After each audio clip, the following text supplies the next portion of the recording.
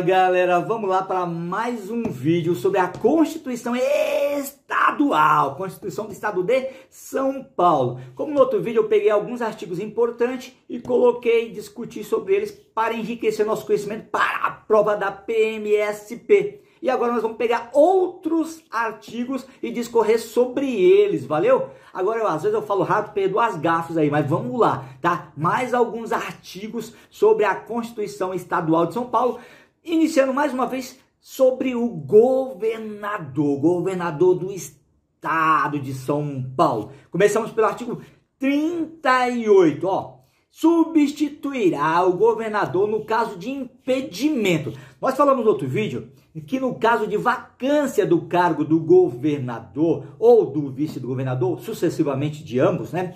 Presidente da Assembleia Legislativa e presidente do Tribunal de Justiça que assume. Mas caso, né, ausentando-se o governador, quem assume? É o vice-governador, claro, né? E aí, é essa questão que eu queria falar agora. Pode o governador dar uma missão especial para o seu vice? Sim ou não? Olha uma questão de prova. Pode o governador dar missões especiais, além de outras, que já existem em lei complementar para ele? Sim ou não?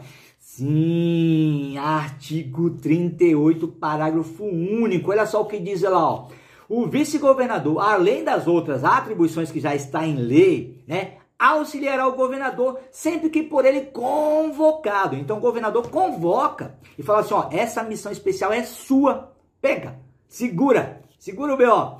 Olha, então pode o governador dar missão especial para o vice? Sim, pode. Aconteceu recentemente na questão do Covid, aquela crise mundial, né? Onde o governador passou algumas incumbências para o vice-governador para acompanhar essa questão da saúde pública. Então, isso é interessante você saber, caso recente, atualidades, valeu? Vamos falar de eleições agora? Eleições é importante. Sobre eleições, quando que ocorre o primeiro turno para governador? A eleição. Quando que ocorre o segundo turno para governador? Você sabe disso? Já pensou nisso? Então vamos lá, ó. Em primeiro turno, ocorrerá a eleição para governador em 1º de outubro, cara. Anota aí, hein? E para segundo turno, o último domingo, se houver segundo turno, o último domingo de outubro. Você sabia? Às vezes a gente não guarda, não lembra, tal, mas para a prova você vai ter que lembrar, ok? Está no artigo 39 da nossa Constituição Federal. E se fizer a pergunta, e quando ele tomar posse, então, já que ele foi eleito? Quando ele tomar posse? 1º de janeiro. 1º de janeiro. Aí vem a pergunta seguinte, que eu quero falar sobre posse no artigo 43. Perante quem? Se liga, anota aí a questão. Perante quem? Ou perante o que? O governador toma posse, assume o compromisso. Perante quem ele faz um juramento, um compromisso de cumprir a Constituição Estadual e de cumprir a Constituição Federal. Perante quem? Perante, anota aí, questão de prova, hein? A Assembleia Legislativa. Já pensou lá numa prova? Perante o presidente da República ele vai ter que prestar compromisso, sim ou não? Não. Perante quem, então? Assembleia Legislativa. Artigo 43 da Constituição Estadual. Pode o governador se ausentar do Estado? Agora ele é governador, ele serve ao Estado. E aí, pode se ausentar? Sim ou não? Sim, tá. Só que pede permissão para quem? Para a Assembleia Legislativa. Anota aí, o artigo 44. Ele tem que pedir permissão para a Assembleia Legislativa e não pode se ausentar no máximo, por um período maior, né? Superior a 10 dias? 12 dias? Não, 15 dias. Olha só o que diz o artigo 44. Ó. Não pode se ausentar sem licença da Assembleia e, né, por período superior a 15 dias. Cara, então ele não pode se ausentar por mais de 15 dias, vai servir ao Estado, valeu? E aí, claro, tem aquelas questões de missão especial que assume o vice-governador, tá bom? Mas olha só, se ele precisar se ausentar ainda por período não superior a 15 dias, ele tem que dar conta ainda para a Assembleia, para onde ele vai, porque ele vai, gastos, quantos que ele pretende gastar.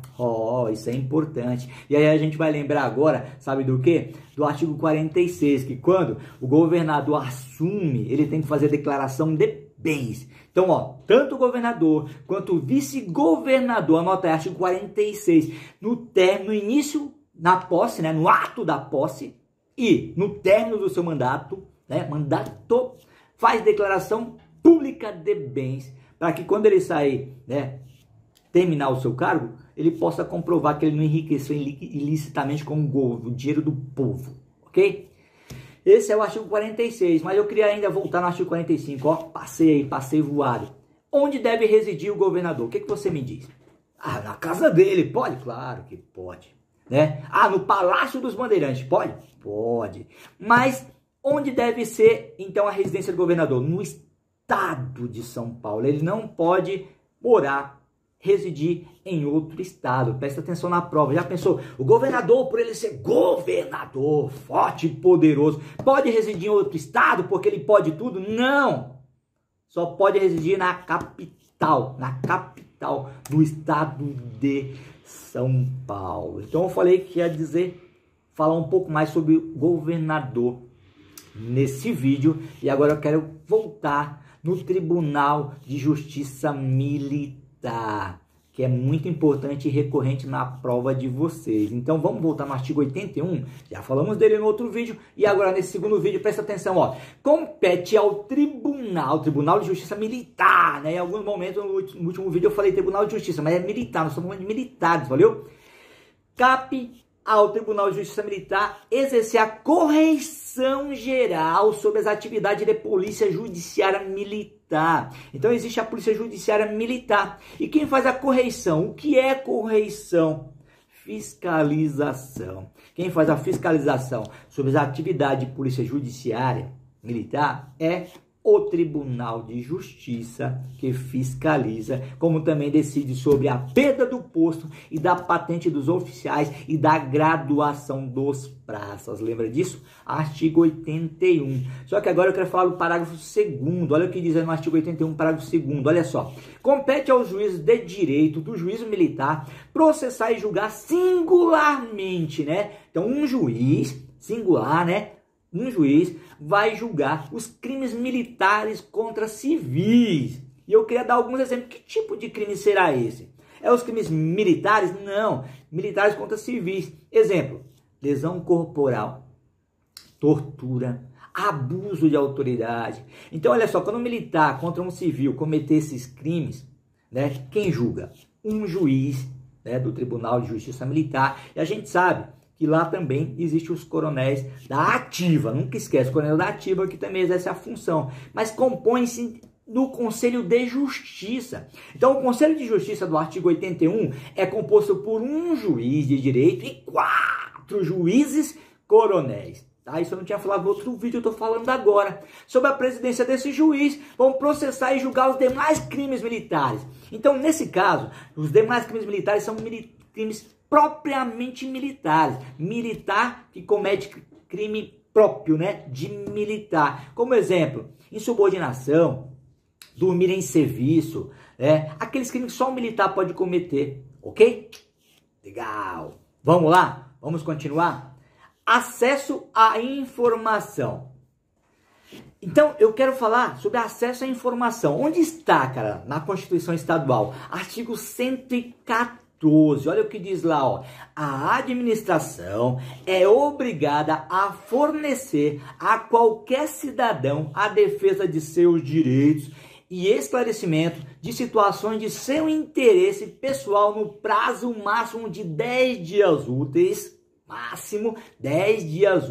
certidão de atos, contratos, decisões ou pareceres sob pena de responsabilidade da autoridade e do servidor que a negar ou retardar sua expedição. No mesmo prazo, deverá atender às requisições judiciais se outro não for fixado pela autoridade. Por que eu achei importante colocar esse artigo aqui, cara? Artigo 114 sobre acesso à informação.